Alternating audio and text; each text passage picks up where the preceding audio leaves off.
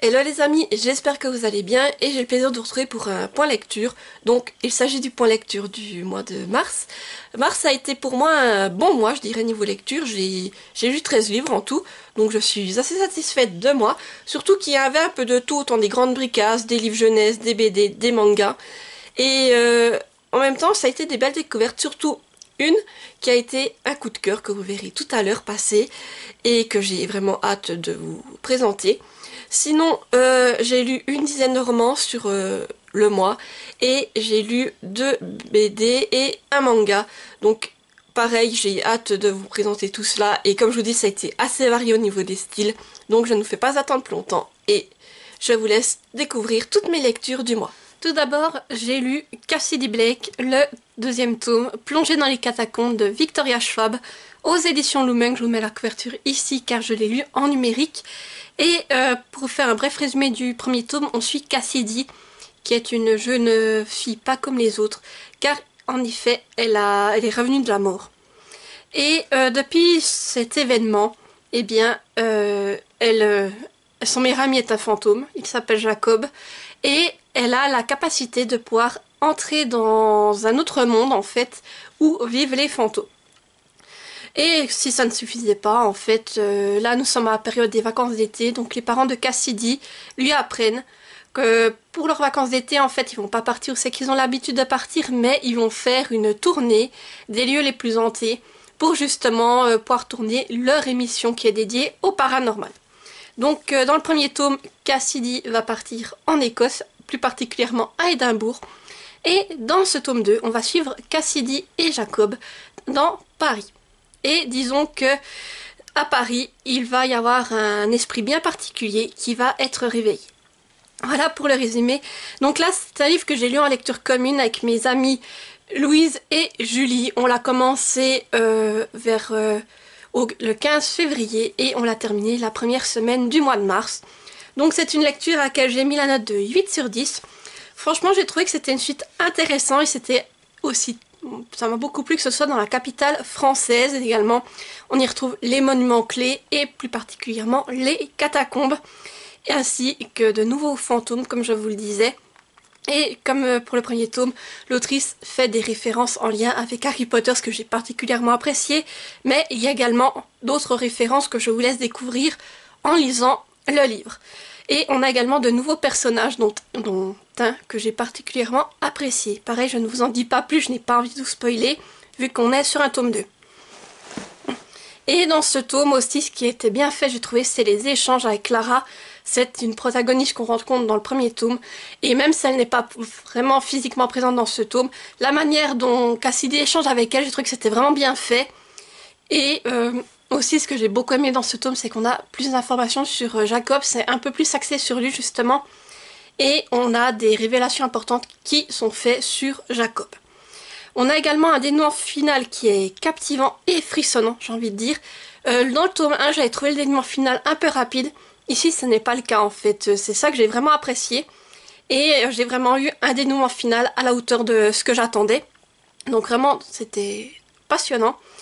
Et pourquoi j'ai enlevé quelques points en fait, tout simplement parce que au début j'ai un peu eu du mal à me replonger dans le récit.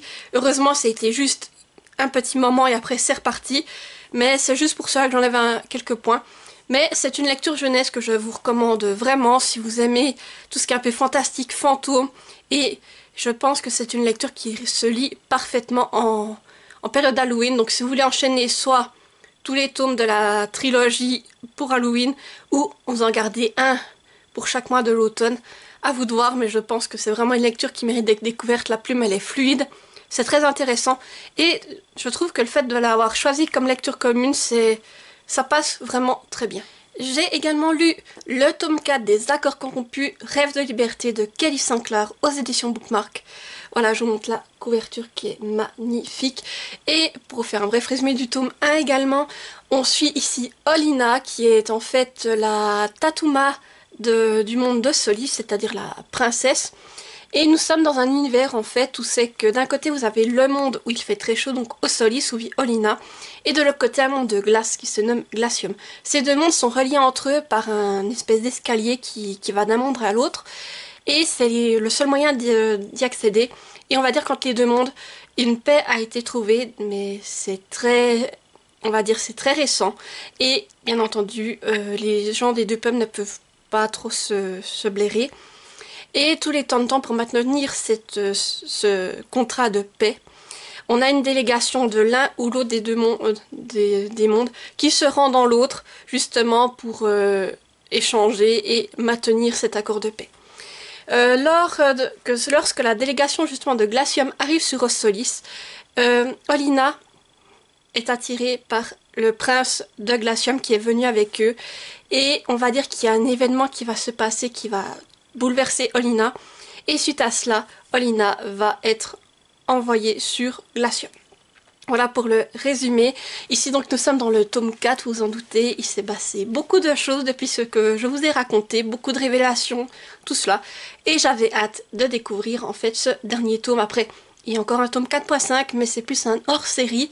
Et là, j'estime que l'histoire principale est terminée.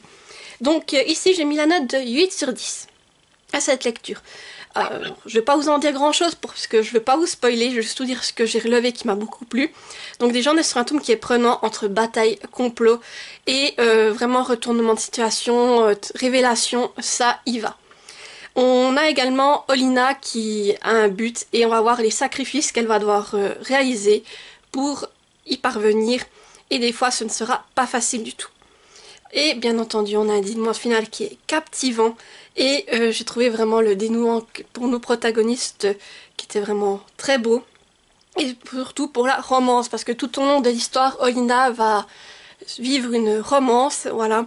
Et j'ai trouvé qu'elle était bien amenée petit à petit tout au long des tomes. Et là, de voir comment ça se termine, vraiment j'étais contente du dénouement, on va dire.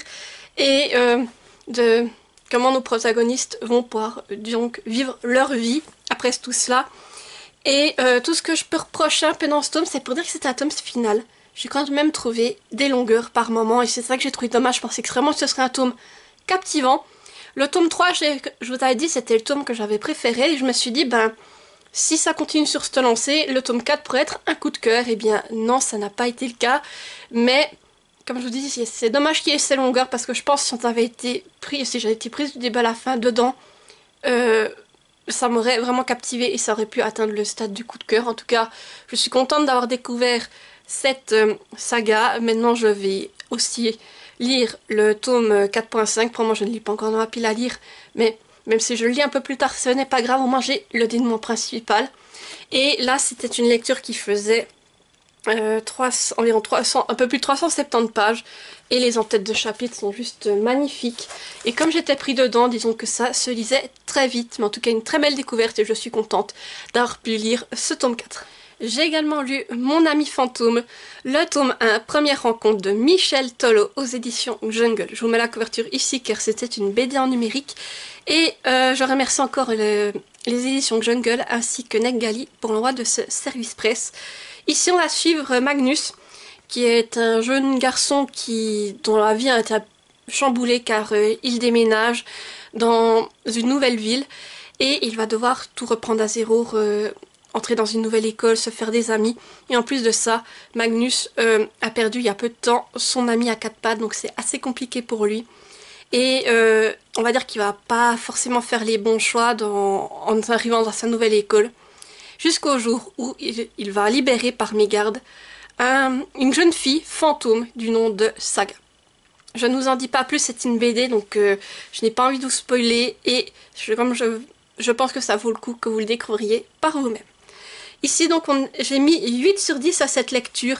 J'ai trouvé que c'était vraiment une BD mignonne, et j'ai trouvé que c'était bien fait qu'on aborde les thèmes à la fois de l'amitié, de la difficulté à s'intégrer dans un nouvel environnement, notamment à travers Magnus, qui arrive dans cette nouvelle ville où il se passe des choses quand même étranges, qui arrive dans une école et qui va devoir trouver sa place, et aussi le fait d'aborder le deuil d'un animal. Alors comme je vous ai dit, c'est le deuil d'un animal dans le sens où vous ne voyez pas l'animal décédé dans la BD, mais le fait que Magnus a subi ce deuil avant d'arriver, et que quand il revoit les photos avec son ami à quatre pattes, eh bien, indépendamment, les souvenirs reviennent et il se dit ben tu me manques. Voilà, et ça j'ai trouvé que c'était vraiment bien fait la manière dont c'était abordé. On a de magnifiques illustrations avec des dessins qui sont à la fois doux, des traits plus ronds, plus un peu dans un style de dessin animé je vais trouver, et des couleurs vraiment lumineuses et vives. C'est magnifique, moi en tout cas j'ai beaucoup aimé ce style.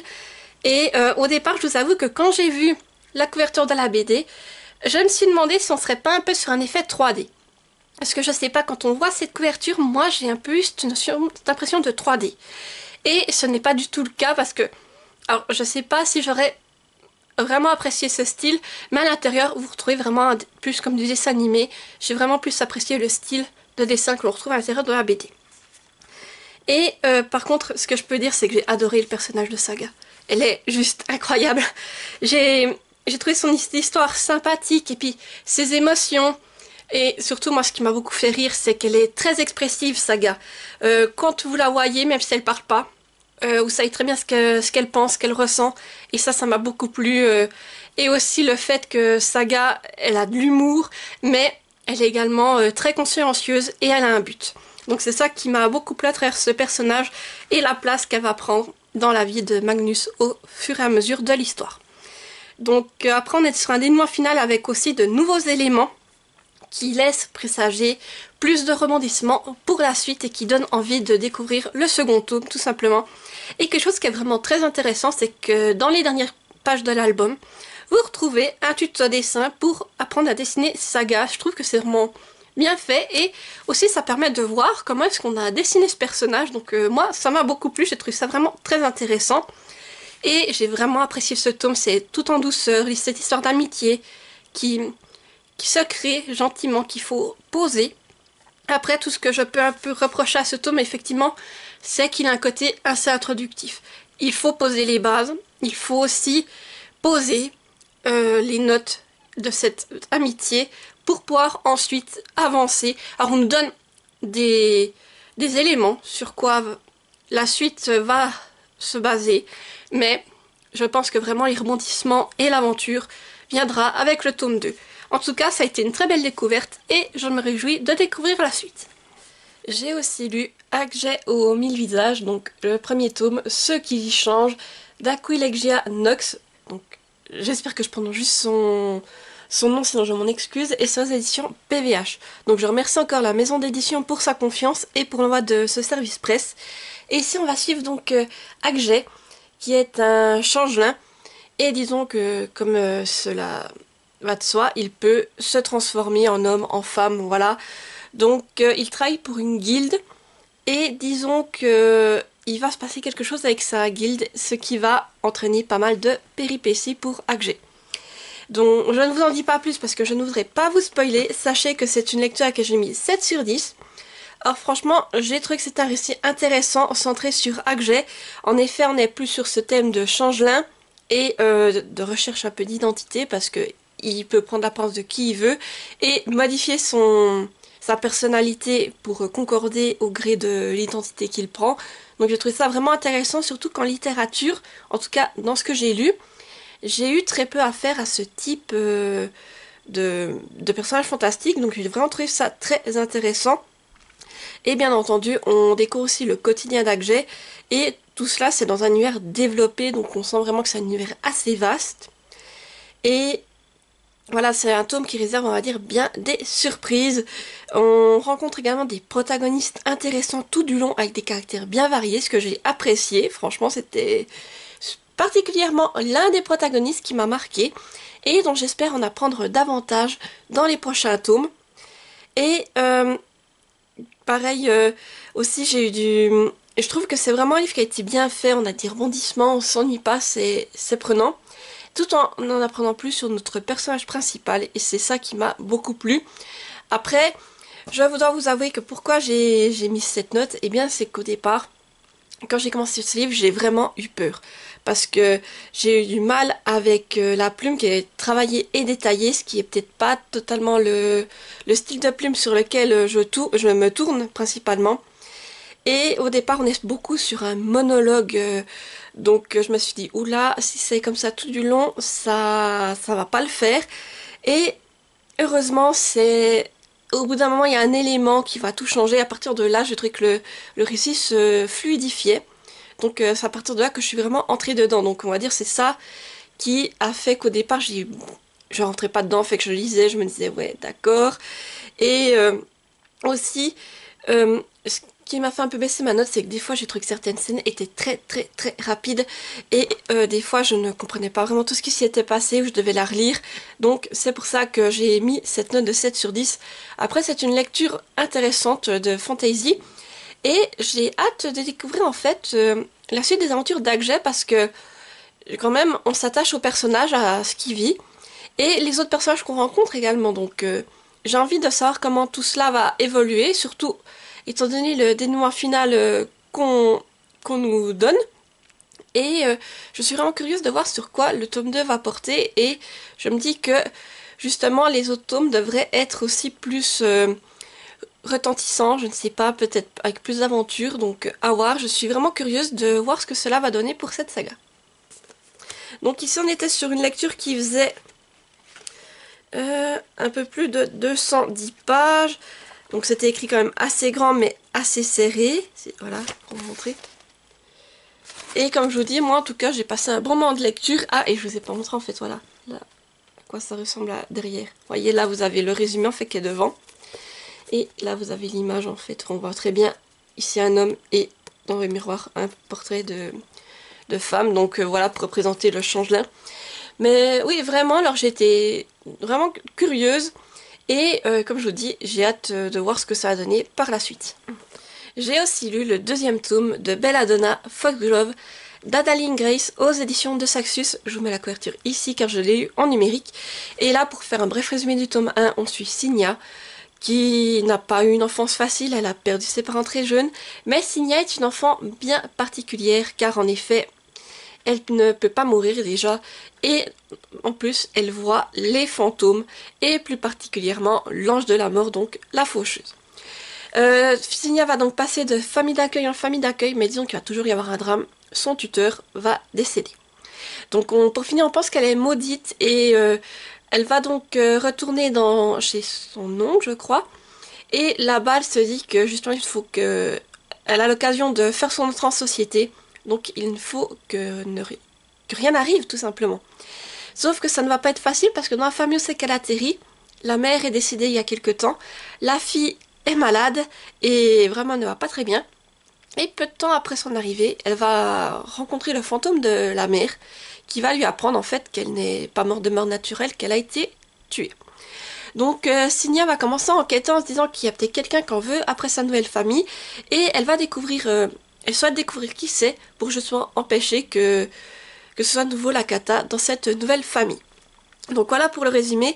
Ici, pour ce tome 2, j'ai mis la note de 9 sur 10. Franchement, j'ai passé un excellent moment et je peux vous dire que j'ai préféré presque tome 2 au tome 1. Et voilà, pour moi, ça a été un plaisir de retourner dans cet univers parce que pour moi, c'est un peu l'ambiance Bridgerton façon de gothique et ça me plaît beaucoup. Et on a une suite qui est entre enquête, rebondissement et romance que j'ai bien apprécié parce que, alors effectivement, la romance prend peut-être un peu plus de place dans ce tome que dans le tome 1, mais j'ai trouvé que c'était pas dérangeant car on a quand même encore ce côté d'enquête, de thriller. Et il y a aussi beaucoup d'éléments dans ce tome qui m'ont plu tout simplement. Et surtout, ce que j'ai beaucoup aimé, c'est l'arrivée d'un nouveau protagoniste en fait, que j'ai trouvé vraiment intéressant et touchant. Alors si vous voulez, on peut dire que ce protagoniste suit un peu semé la zizanie dans la vie de Signia, et on le considère comme le méchant, ou en tout cas on peut clairement dire qu'il est égoïste, mais plus on en apprend sur ce personnage, plus on se rend compte en fait que c'est quelqu'un qui est brisé. Et moi, chaque fois qu'il était là, j'étais vraiment triste pour lui, je sais pas, il m'a vraiment retourné émotionnellement. Et de là, le traiter de méchant, pour moi, je n'y arrive pas en fait. Surtout suite à un élément qui s'est passé dans l'histoire où c'est que il a quand même pris une décision. Je me suis dit non, à partir de là, je ne peux pas le considérer comme méchant effectivement. Ce qu'il fait n'est pas bien, c'est égoïste, mais de là à dire que c'est un méchant, non, parce que je vous dis, il va vraiment. Ça fait un moment que j'avais plus ressenti ça, c'est un personnage qui m'a vraiment retourné chaque fois qu'il était là, mais j'étais mal pour lui de me dire, mais... Parce qu'on voyait en fait deux personnalités, d'un certain côté ce qu'il espérait et l'autre côté qui est totalement brisé, et c'est ça qui m'a touchée avec ce personnage, m'a vraiment retourné. Et plus ça avançait, plus d'un certain côté j'étais prise en deux possibilités de me dire oui, mais si l'histoire se termine comme ça, il y a cet autre personnage qui va être malheureux, ou si ça se termine de cette manière-là, eh bien c'est le fameux protagoniste qui va être malheureux. Donc je me disais, je savais pas vraiment sur quelle fin on allait partir, et finalement la fin que l'autrice nous propose est pas mal, et justement nous laisse présager pas mal d'éléments pour le dernier tome. Voilà, donc là je m'égare un petit peu, mais sachant en tout cas que oui, ce personnage m'a vraiment marqué, et vraiment j'avais plus ressenti ça depuis longtemps, mais vraiment il m'a chamboulé, vraiment. Et aussi dans ce tome on a une double narration entre Signia et sa cousine Bliss. Là aussi j'ai trouvé que c'était bien fait, parce que justement à un moment donné les deux cousines ne vont pas du tout être d'accord sur certains points, et ça va être intéressant de voir comme l'une et l'autre décident d'évoluer, et puis les décisions qu'elles vont prendre de leur côté. Donc ça j'ai trouvé que c'était bien fait. Bien entendu on est toujours sur une plume fluide et prenante, donc ça se dévore tout simplement, j'étais prise dedans. Et on a un dénouement final avec son lot de révélations, donc là pareil, alors c'est pas un trigger warning, j'ai envie de dire, comme le premier tome. Alors le premier tome, comme ça se terminant, on avait envie de se jeter sur le deuxième. Là sur ce tome c'est plus calme, le dénouement final. Effectivement on a nos révélations, ça se termine, et le troisième tome va commencer, je pense, plus doucement, mais j'ai tout de même envie de le découvrir. Et bien entendu, on a cette enquête qui est en arrière-plan tout du long, on va dire. Et là, pareil, pour l'enquête, je réfléchissais, j'avais plein d'hypothèses, et je m'étais totalement trompée sur qui était vraiment responsable de ce qui s'est passé. Et voilà, donc pour moi, ce deuxième tome, ça a été un vrai régal en fait. J'ai apprécié tous nos personnages, notamment Bassigna, l'ange de la mort, Bliss, le nouveau protagoniste dont je vous parlais. Vraiment, je me suis régalée avec tous ces protagonistes, et là, je sais qu'à la fin de ce mois, justement, il y a le tome 3 de Belladonna qui va sortir, donc je n'ai qu'une hâte, c'est de me le procurer et de le lire assez rapidement pour pouvoir me terminer la saga. Mais vraiment, j'adore cette ambiance, et ce deuxième tome est vraiment passé à rien d'un coup de cœur pour moi, parce que voilà, je me suis régalée, et surtout les émotions que j'ai ressenties principalement avec ce fameux protagoniste. Voilà, donc si vous aimez un peu tout ce qui est fantasy, avec fantasy historique je dirais, avec un peu de thriller et de la romance, je pense que cette saga vous plaira. J'ai également lu Sous nos monts hallucinés, donc c'est écrit par un collectif de 13 auteurs suisses, et c'est chez Ellis Hélas éditeur. Donc pour les auteurs, là-dedans vous pourrez retrouver des nouvelles de Mélanie Chapuis, Nicolas Genoux, Olivia Guérig, Julien Hirt, Alice Jeanneret, Pierre-Yves Lador, Dunia Mirales, Stéphane Paco, Fabrice Pittet, Catherine Roland, Sarah Schneider, Jean-François Thomas et Lucien Will. Et Lucien Will a aussi illustré cet ouvrage. Voilà, du coup, je remercie encore la maison d'édition qui a eu la gentillesse de m'envoyer ce service presse. Et pour faire un bref résumé, en fait, on s'inspire en fait de Howard Philip Lovecraft, et on se demande s'il était venu en Suisse, et plus particulièrement en Suisse romande. Qu'est-ce qu'il aurait pu créer dans nos contrées, et quelle horreur il aurait pu mettre sur nos régions. Donc pour répondre à cette question, 13 auteurs suisses ont décidé de prendre une région de la Suisse romande et d'y dédier une nouvelle qui est inspirée justement de ce style. Voilà, donc en fait on va dire qu'aucune région n'est épargnée, donc pour moi ce qui m'a vraiment attirée, c'est le fait de me dire que déjà c'était la Suisse romande, donc vraiment ma région, et en plus il y a une nouvelle qui se passe vraiment tout près de chez moi. Et voilà, le fait aussi de mélanger ma région à de l'horreur, voir ce que ça pourrait donner, tout simplement voir la Suisse romande, ou des endroits que j'ai connus, avec de l'horreur, voir ce qu'on pourrait justement y mettre, et j'étais curieuse. Du coup j'ai mis la note de 8 sur 10 à cette lecture. Alors j'ai trouvé que les nouvelles, elles se déroulent vraiment dans toute la Suisse romande, on va dire, il n'y a aucune région qui est épargnée, vraiment. Et on retrouve autant des endroits connus que peut-être moins connus. Par exemple, je pense, moi, les endroits que je connais, il y a le lac souterrain de Saint-Léonard, il y a bien entendu les Franches Montagnes qui est tout près de chez moi, Et on parle également de la Brévine, qui est aussi une région dont on parle beaucoup, en tout cas ici en Suisse. Je ne sais pas si à l'extérieur elle est plus connue de ça. Mais vous avez vraiment de toutes les régions de Suisse. Donc voilà, pour quelqu'un qui ne connaît pas, vous verrez un peu toute la Suisse romande, mais d'une autre manière. On a également des plumes très variées, vu qu'on est avec 13 auteurs. On voit qu'il y a des plumes qui sont peut-être plus fluides que d'autres qui sont plus travaillées. Et c'est ça qui est aussi agréable d'avoir cette variation dans ces textes, et le fait que les auteurs ne jouent pas sur la même peur en fait. On en a qui ont plus joué sur la peur psychique et d'autres plutôt sur la peur de l'inconnu ou sur des légendes carrément locales, ce que j'ai trouvé vraiment très intéressant. Et je dois vous dire que j'ai frissonné à plusieurs reprises car vraiment certains récits m'ont fait froid dans le dos par moments.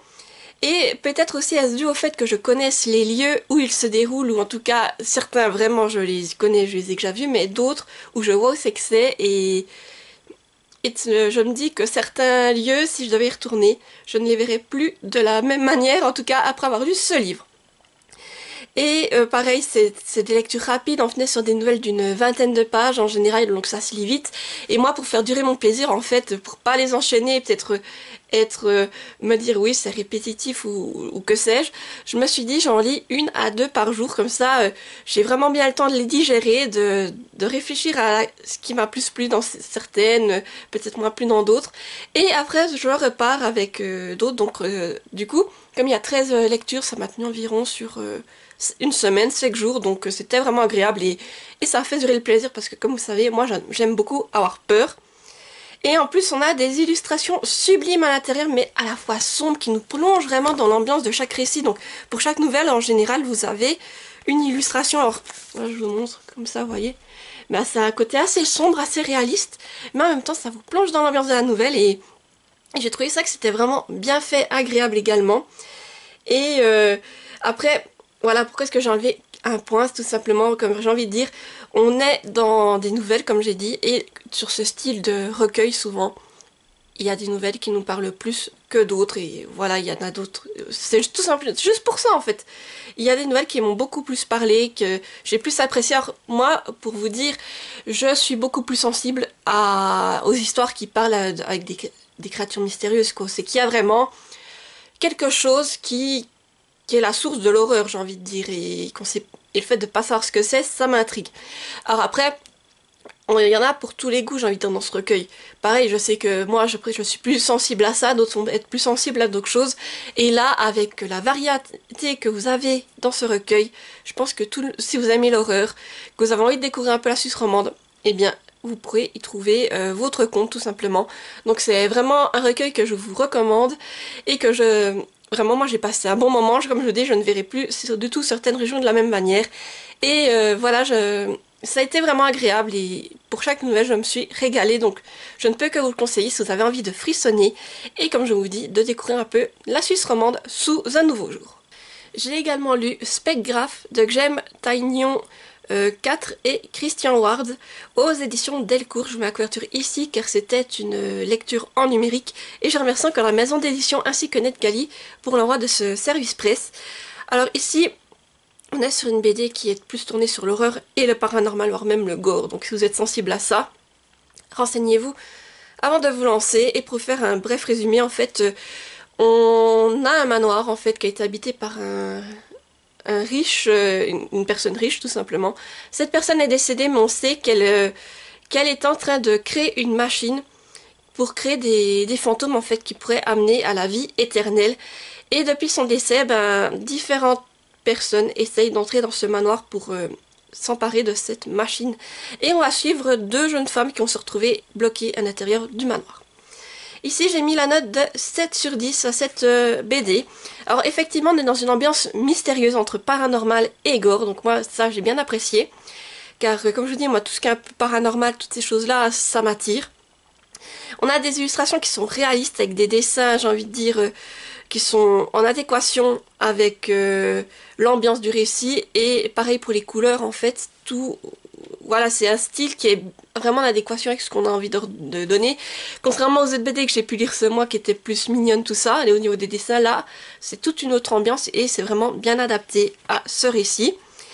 Et ce qui est intéressant également, c'est qu'on a différentes temporalités, c'est-à-dire que on est régulièrement en 2024, où sont les deux jeunes femmes. Mais on remonte également dans le passé, donc on peut revenir dans les années 60 pour découvrir qu'est-ce qui a poussé le fameux milliardaire à créer cette machine. Ou dans les années 80, c'est qu'il commence à se poser des questions, c'est qu'il y a des essais avec cette machine. Et on peut également revenir quelques années en avant, donc je crois que c'est dans 2023, pour découvrir le passé des deux femmes que l'on suit à travers le manoir. Donc ça, je trouvais que c'était vraiment intéressant, cette différence de temporalité qui est amenée, tout comme les thèmes qui sont abordés qui en ont un peu rien à voir avec le paranormal, mais par exemple on peut parler de la folie humaine, le fait de chercher à vaincre la mort, d'accéder à la vie éternelle. Mais on a également le thème de la mère célibataire qui est décrit là-dedans, et de la solitude. Que voilà, je ne vous en dis pas plus, je vous laisse découvrir comment c'est abordé. Mais ce qui est intéressant, c'est qu'on a ces deux femmes qui se retrouvent enfermées là-dedans, qui ont des caractères vraiment très opposés, et qui vont devoir s'entraider pour réussir à sortir du manoir. Et il va y avoir et disons qu'il y a une menace quand même qui plane sur elle à travers les êtres qui peuplent le manoir. Après, moi, pourquoi est-ce que j'ai enlevé des points, en fait, tout simplement, c'est que moi, vous savez, je suis très curieuse. J'aime qu'on me donne des détails, qu'on m'explique les choses. Et là, j'ai trouvé que justement, j'ai pas eu assez de détails. Au niveau déjà de la machine, j'aurais voulu en savoir plus sur cette fameuse machine. Et aussi au niveau des spectres qui sont là. J'aurais bien aimé, oui, je suis restée sur ma faim à ce niveau-là, et c'est ça que j'ai trouvé dommage, parce que l'histoire elle était bien menée, c'était intéressant, c'était... Oui, j'étais prise dedans, et la BD vraiment je l'ai pas vu passer, mais c'est vrai que comme c'est quand même des points importants de l'histoire, j'aurais bien aimé en apprendre un peu plus sur ces éléments, et là je suis restée sur ma faim, c'est pour ça que je lui ai mis cette note du coup. Mais si vous aimez un peu ce qui est paranormal, gore, et que vous avez envie d'une BD qui est dans ce style-là, je vous la recommande car je pense qu'elle peut vraiment plaire. Après, c'est comme je dis, c'est une BD qu'il ne faut pas mettre entre toutes les mains. Je pense que c'est vraiment pour un public adulte. Et si vous êtes sensible, comme je vous ai dit, à tout ce qui est paranormal et gore, renseignez-vous avant de vous lancer. Et j'ai également commencé le premier tome de Beauty and the Beast of Paradise Lost de Kaori Yuki aux éditions Pika. Voilà, je montre la couverture. Et ici, donc, nous sommes sur une réécriture, comme vous en doutez, de La Belle et la Bête. Belle est une jeune fille, elle est spéciale à cause de ses cheveux mauves, et elle vit une enfance heureuse. Sauf que dans la forêt à côté de laquelle elle vit, tous les temps de temps, il y a des femmes qui disparaissent, qui sont enlevées par la bête, et on ne les revoit plus jamais. Un jour, Belle est dans cette forêt, la bête tente de l'enlever, sauf que sa mère va s'interposer, et à la place, la bête va enlever sa mère. Le père de Belle, suite à ça, va être totalement effondré, et va en vouloir à sa fille... parce que sa femme a été enlevée. Belle va donc grandir, et des années plus tard, c'est elle qui va se faire enlever par la bête et qui va essayer de découvrir ce qui est arrivé à sa mère. Donc c'est une lecture à laquelle j'ai mis 8 sur 10 pour ce manga en tout cas. J'ai trouvé que c'était une reprise de conte sympathique, en tout cas comme c'est fait là, ça me plaît en tout cas.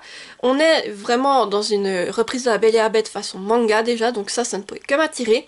Mais également dans un univers qui est plus sombre, voire même gothique. Et c'est ça aussi ça m'intéresse, ce côté sombre, de voir un peu ce qu'on peut nous proposer de plus sombre avec cette réécriture. Et dans ce tome, ce que j'ai beaucoup aimé, alors c'est déjà de voir l'évolution de Belle au fil de ce tome. Et j'ai beaucoup aimé le caractère mordant de la bête, qui des fois à travers ses répliques peut paraître méchante, mais en fait, tout compte fait, une fois que on met tout bout à bout, on se rend compte que c'est, même si c'est dit d'une certaine manière, ça a un but d'essayer d'aider Belle, on va dire en guillemets. Et ça, j'ai trouvé vraiment intéressant, et bien entendu, il y a beaucoup de mystères qui commencent à se mettre en place dans ce tome.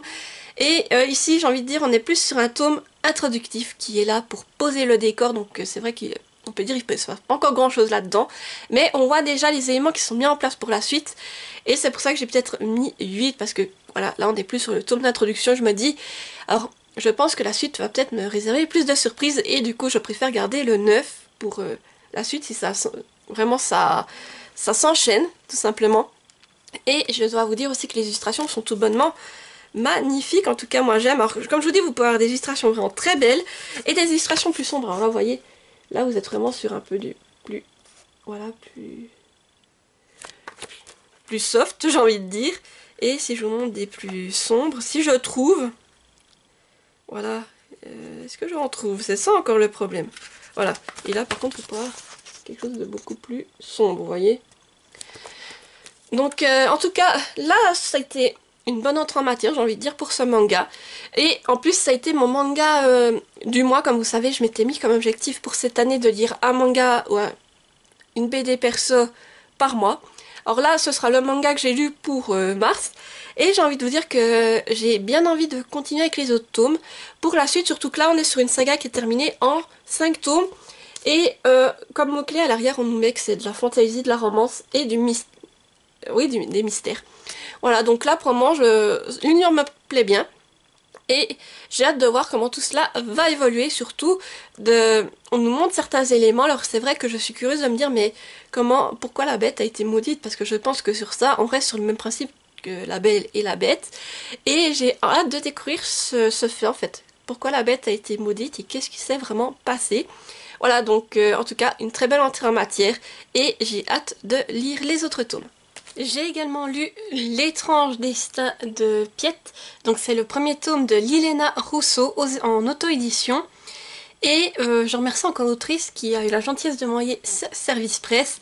Ici donc on va suivre Piette qui est une jeune fille qui vit dans un orphelinat. Elle a 2 amis, Marco et Julie. Et un jour, lors d'une sortie avec l'orphelinat, Julie va disparaître.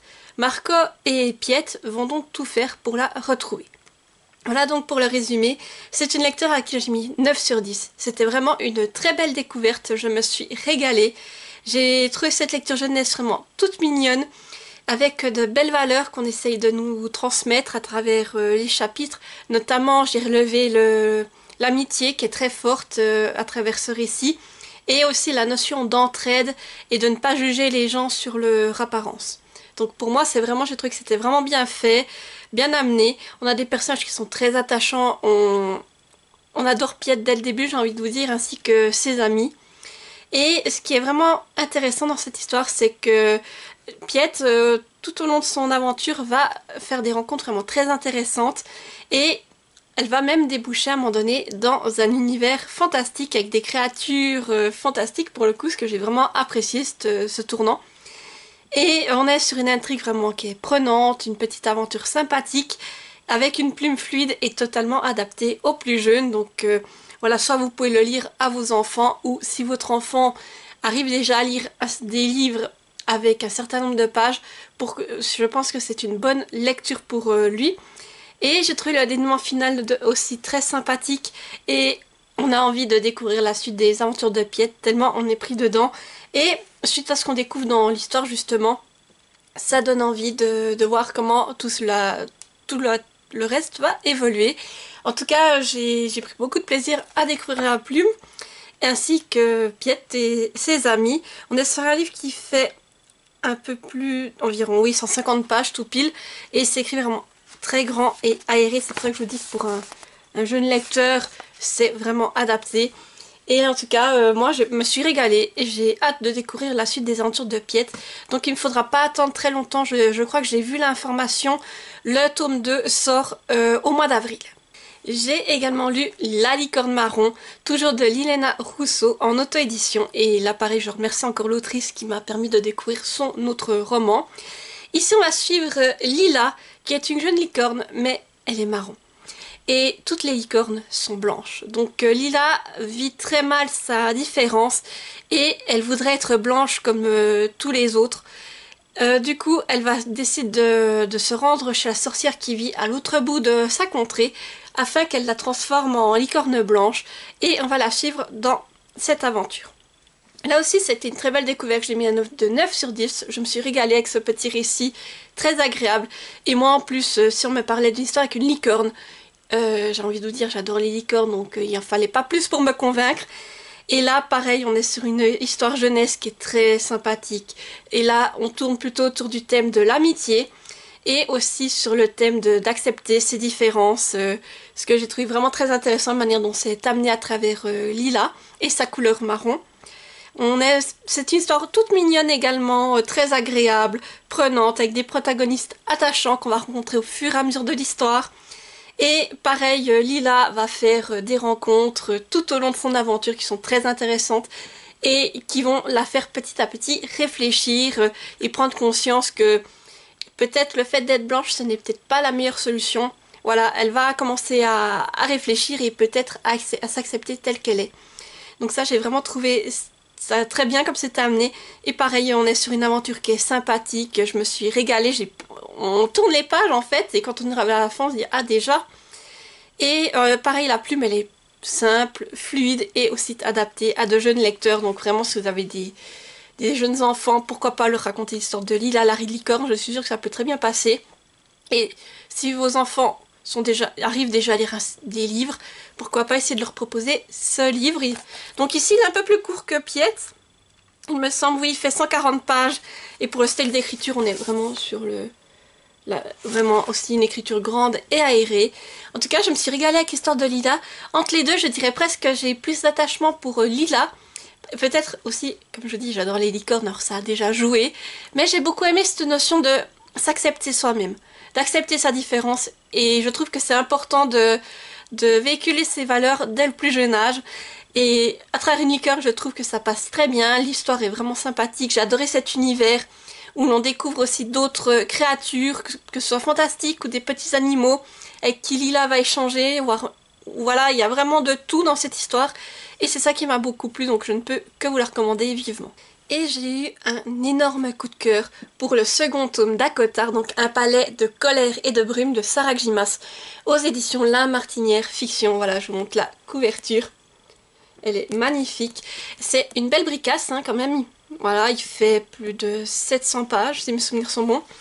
Et donc, pour faire un bref résumé, on suit Fer. Alors, oui, je sais qu'elle s'appelle en vrai Feira, mais moi, je le prononce à la française quand j'ai lu Acotar à l'époque. C'était avant que ça fasse le gros buzz. Et comme c'était pas encore très bien mis en avant, et bien moi, je l'ai prononcé à la française. Et là, je suis désolée, j'arrive pas à l'appeler Feira. Donc, pour moi, ce sera Fer. Voilà, je prononce à la française, pour le coup. Mais on suit Fer, qui vit dans le monde des humains pour le coup, avec ses deux sœurs et son père. Ils sont assez pauvres et Fer, elle essaye de nourrir sa famille par toutes les manières possibles et donc elle va chasser. Un jour, il va se passer quelque chose pendant la chasse et Fer il y a une créature en fait qui va arriver le soir chez elle qui va l'emmener du côté du monde des failles. Donc Fer, elle ne sait pas vraiment à quoi s'attendre, surtout qu'on lui a toujours appris qu'il fallait se méfier des failles. Et là-bas, elle va être traitée comme il faut, quoi. Vraiment, on la traite comme une princesse et elle va commencer à se poser des questions sur cet univers des failles. Voilà. Donc, comme je disais, pour moi, c'était un énorme coup de cœur, ce second tome. Juste pour vous situer un peu l'action sans vous spoiler, là, on retrouve Fer, qui a vraiment vécu des événements traumatisants durant le premier tome, et qui va donc remettre en doute certaines de ses convictions. Voilà tout ce que je peux vous dire sans trop vous spoiler, parce que je sais que beaucoup sont déjà au courant, mais je n'ai pas envie de spoiler ceux qui ont réussi à l'éviter jusque-là. Alors ici, on commence du coup l'histoire par un énorme retournement de situation, c'est vrai, et ça modifie tout. Et pareil, suite à cela, on va se plonger dans la découverte d'autres cours de failles, et on va également découvrir le reste, un peu le reste de l'univers des failles, donc j'ai trouvé ça vraiment très intéressant, surtout que après avoir vu la cour du printemps, là de découvrir ces autres cours, pour moi ça m'intéresse en fait, et je les ai trouvées vraiment, les descriptions qu'on nous donne ont l'air magnifiques, on a juste envie d'y aller et de se dire j'ai envie de voir ça de mes propres yeux. Pareil, dans ce tome, il y a beaucoup de rebondissements, ce que j'ai beaucoup aimé. Vraiment, j'étais prise dedans. Et ce que j'adore, c'est qu'ici, on a des pics et des notes d'humour qui sont glissées tout au long de l'intrigue. Et moi, j'ai adoré tout ça. Tous ces éléments où c'est qu'on voit les personnages qui s'en vont à des pics et tout. Vraiment, c'était pépite. Après, on a aussi des nouveaux personnages qui font leur apparition et qui sont vraiment attachants et très intéressants également. Donc pareil, là aussi, j'ai hâte de les retrouver dans le tome 3. Et aussi, c'est des personnages que je trouve vraiment très complets, donc c'est ça qui fait j'ai envie de dire, la complexité de l'histoire, mais en même temps qui fait aussi que on a envie de continuer, de rester dedans et puis de se dire, oh, vraiment, je veux connaître la suite.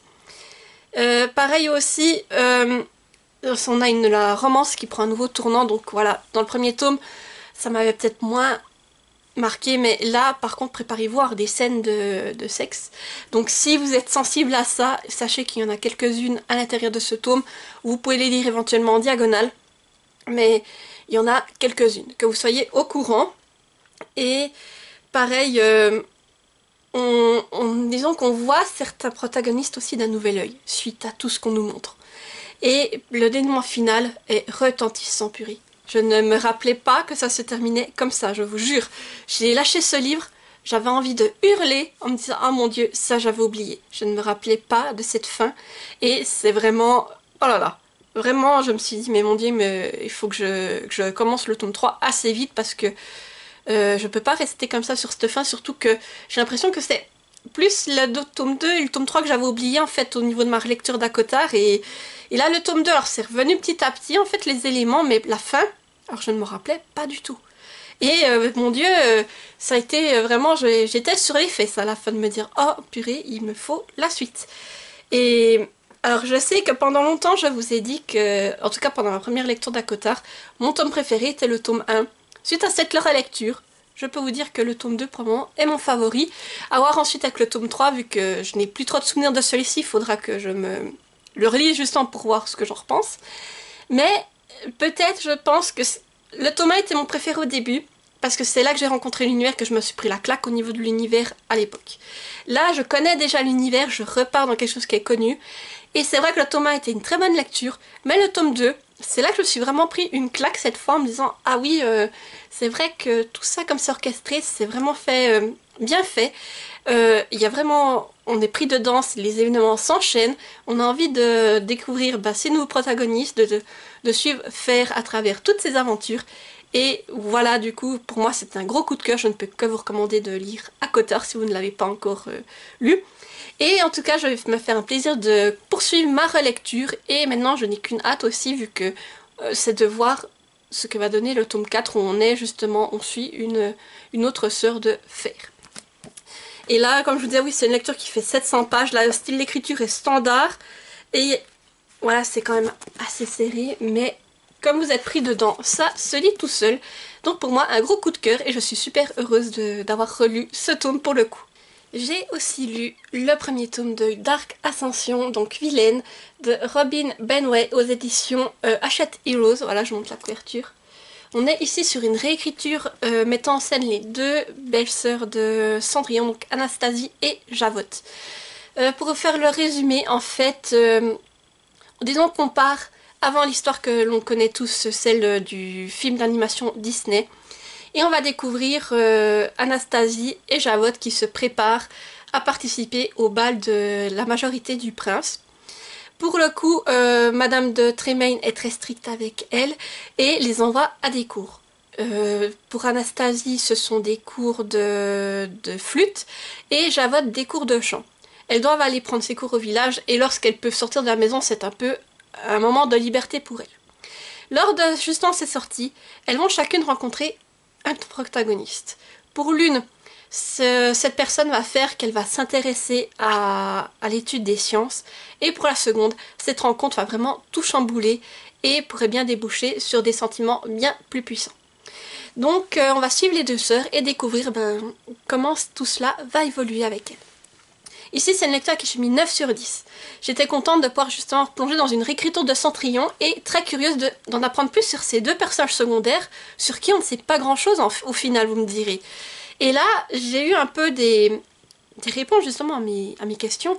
Déjà, on en apprend plus sur ce qui arrive à Monsieur de Tremaine en fait. Parce que je crois que dans le premier film, en tout cas de Cendrillon, ce n'est pas expliqué. Et là, justement, on voit pourquoi est-ce qu'il n'y a pas de Monsieur de Tremaine dans l'histoire. Et Également, on découvre les sœurs sous un tout autre caractère en fait. On a une Anastasie qui est plutôt douce et rêveuse, alors que Javotte, elle a vraiment plus la tête sur les épaules, elle est réfléchie et elle tente de cacher ses émotions pour vraiment essayer d'être comme sa mère. Mais ce sont des jeunes femmes qui subissent aussi l'éducation de leur mère, j'ai envie de dire, parce qu'on voit comment est-ce qu'elles ont été éduquées par Madame de Tremaine, et que celle-ci n'a pas du tout été tendre avec elles. C'est pour ça que les deux sœurs sont quand même restées soudées malgré tout, et dès qu'elles peuvent avoir un peu de liberté, s'évader de la maison, eh bien, elles le font. Donc c'est vraiment ça que j'ai trouvé très intéressant, le fait de les voir sous un tout autre jour, j'ai envie de vous dire. Maintenant, quand je regarderai le dessin animé Cendrillon, je les verrai plus du tout de la même manière parce que j'ai vu deux jeunes femmes très attachantes à travers ce livre. Et dans ce livre, justement, on nous explique, on comprend pourquoi est-ce qu'elles deviennent ce qu'elles sont dans le film d'animation, pourquoi est-ce qu'elles ont, elles aussi, un cœur de pierre comme Madame de Tremaine. Et c'est ce que j'ai envie de dire, ce livre, c'est ça qui est très dur quand on le lit, c'est que d'un côté, on sait comment ça se termine, vu qu'on connaît le dessin animé Cendrillon, et on est pris entre une note d'espoir pour ces deux jeunes filles, en se disant, j'espère quand même que l'autrice a pris des libertés et que ça se finit d'une autre manière. Et en même temps, on a une note de tristesse tout du long, parce qu'on sait très bien que, étant donné, comme on connaît le film Cendrillon, on sait que ça va mal se terminer pour nos deux protagonistes et on anticipe tout du long en sachant que ça va faire mal quand ça va arriver. Et c'est vrai que justement c'est ces deux éléments qui dominent tout au long de la lecture et j'ai trouvé que c'était vraiment bien fait.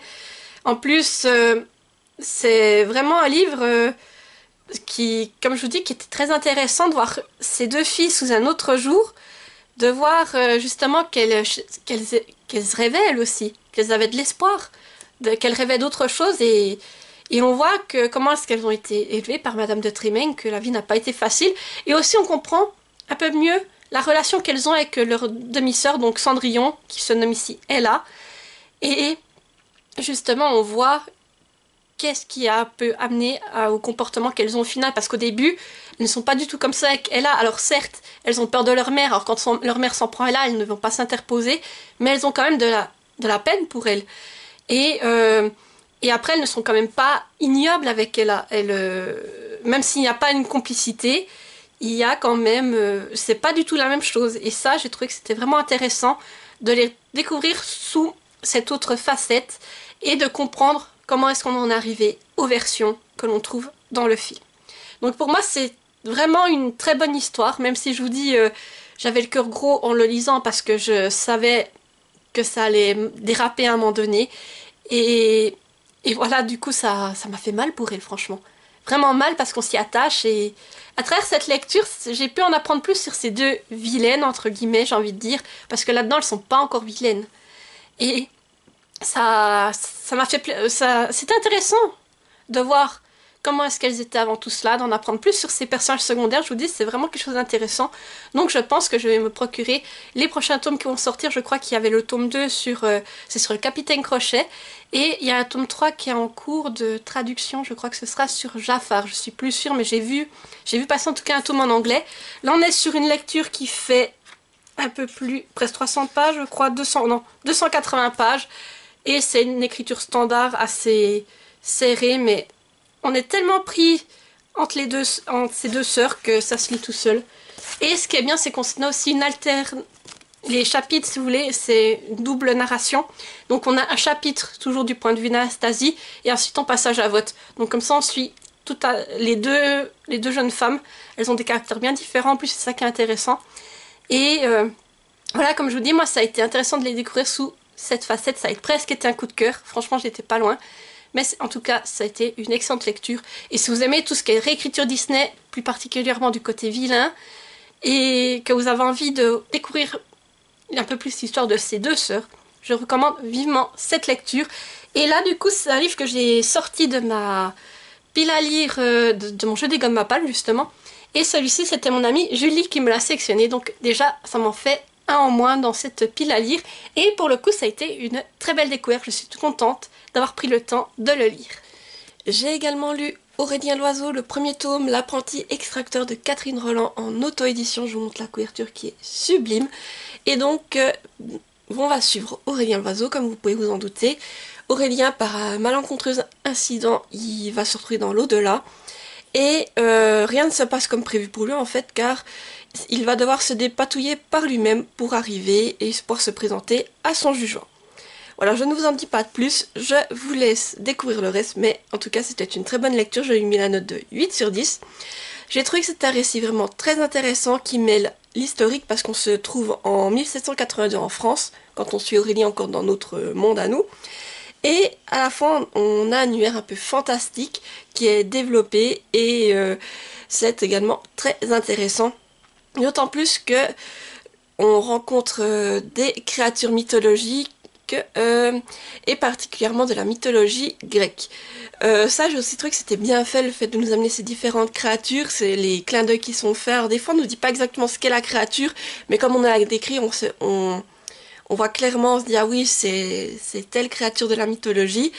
Et également, l'autrice nous inclut des véritables personnages historiques à l'intérieur. Donc ça, c'est aussi bluffant, j'ai trouvé la manière dont c'est fait. Et tout ce que je peux vous dire, notamment, on a une dame pirate, le reste, je vous laisse le découvrir. Après, on a aussi un protagoniste à travers cette histoire qui est vraiment bien travaillé et qui est bien particulier à travers son côté maladroit et naïf.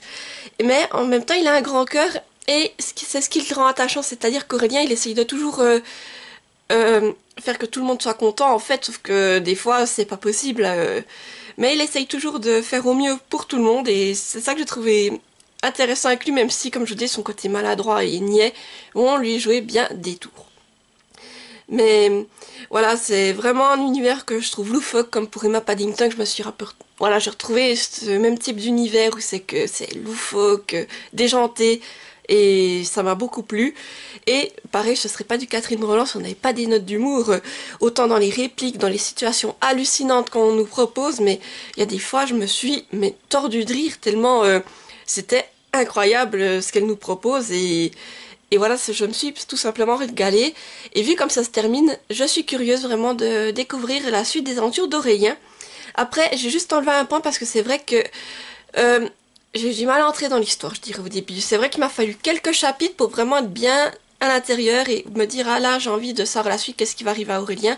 C'est vrai que je pense que c'est peut-être l'univers qui est peut-être un peu plus complexe que pour Emma Paddington. Emma Paddington, on restait plus dans un univers déjà proche d'une autre. Là, on est déjà dans un contexte historique. Je ne sais pas, mais en tout cas pour moi, j'ai eu un peu plus de mal. C'est juste ça. Mais comme je vous dis, au bout de 2-3 chapitres, ça a été résolu et j'ai pleinement pu profiter de ma lecture. Donc, tout ce que je peux vous dire, c'est que si vous aimez tout ce qui est un peu univers déjanté, que vous aimez à la fois l'historique, le fantastique, et que vous avez envie d'une aventure avec de l'humour, je vous recommande vivement cette saga. Et en plus, c'est un tome qui est assez vite lu, il fait un peu plus de 230 pages, et c'est écrit assez grand, et voilà, un peu serré, mais grand. Et en plus, vous avez des magnifiques entêtes de chapitres, vous voyez, vous avez l'hydre en fait. Voilà, là dans les entêtes de chapitres, c'est l'hydre, et vous la retrouvez également dans les bas de page. Voilà, à chaque bas de page, vous avez l'hydre, donc je trouve que c'est super bien fait, le concept, et surtout qu'il y a un lien particulier avec l'hydre que vous verrez dans cette histoire. Voilà, donc en tout cas, je remercie encore Catherine qui m'a fait confiance et qui m'a gentiment envoyé ce service presse. Pour moi, c'était une très belle découverte et j'ai hâte de voir ce qui va arriver à Aurélien par la suite. Et voilà, j'arrive au bout de ce point lecture, j'espère qu'il vous aura plu. N'hésitez pas à me dire en commentaire si vous aussi vous avez lu certains de ces livres, ce que vous en avez pensé, ou tout simplement à me dire si vous avez eu des coups de cœur ou des déceptions pour ce mois de mars. Moi en tout cas pour le mois de mars, ça a été un très bon mois de lecture, avec de belles découvertes. Et pour le mois d'avril, j'ai déjà quelques lectures d'entamées que j'ai hâte de vous présenter parce que c'est bien parti pour le moment.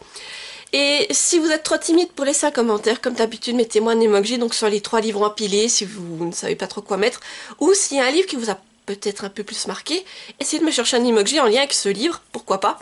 Sinon, comme d'habitude, n'hésitez pas à mettre un petit pouce en l'air, activer la petite cloche pour ne pas rater les prochaines vidéos, et surtout à vous abonner, car ça fait toujours plaisir et ça soutient la chaîne. Sur ce, je vous dis à tout bientôt pour une nouvelle vidéo, et portez-vous bien. Bye bye!